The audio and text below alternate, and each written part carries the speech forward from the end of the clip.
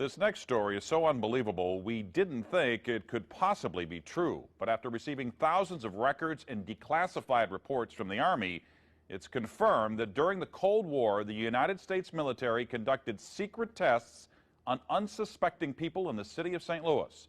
A local sociologist will make her findings public tomorrow, but she spoke first to the I-Team's Lisa Zigman. Lisa Martino Taylor's life work has been to uncover details of the Army's ultra-secret military experiments carried out in St. Louis and other cities during the 1950s and 60s. This study was secretive for a reason. They didn't have volunteers stepping up and saying, yeah, I'll breathe zinc cadmium sulfide with radioactive particles. These Army archive pictures show how the tests were done in Corpus Christi, Texas in the 1960s.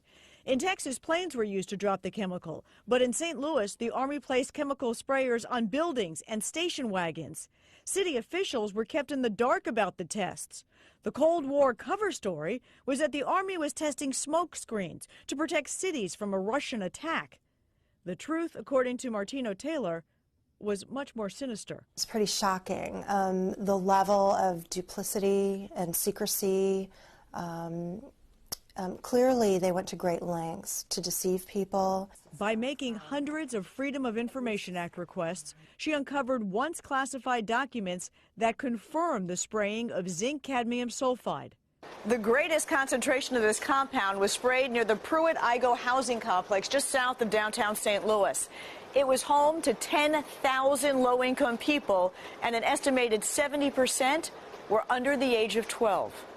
Martino Taylor claims they all unknowingly inhaled this compound morning, noon, and night so the government could measure its effects on their lungs. So this was in violation of all medical ethics, all international codes, and the military's own policy at that time. In 1994, then Congressman Richard Gephardt asked the Army to open its records and explain the St. Louis testing. We want to make very sure that nothing went on that would harm anyone and that all the facts are out on the table.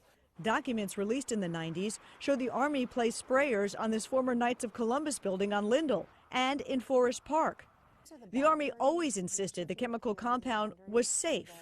Martino Taylor believes documents prove otherwise.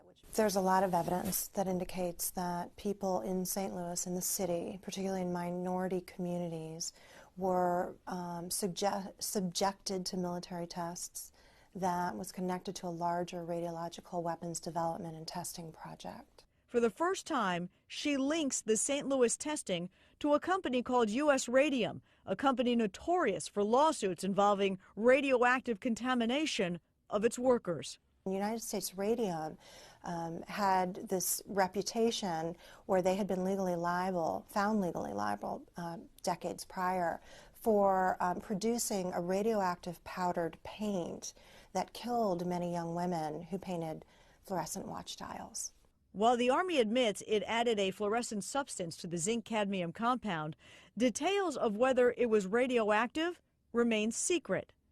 Documents uncovered to date indicate the Army never conducted follow-up studies to see whether the compound caused long-term health issues.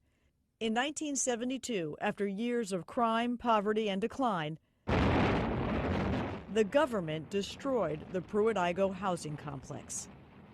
Lisa Zigman, News Channel 5, I-Team. Now, the company U.S. Radium no longer exists. Martino Taylor has placed all of her research, including the declassified documents, online, and will link you to that data at ksdk.com. Now, she will make all of her findings public tomorrow at St. Louis Community College Merrimack campus.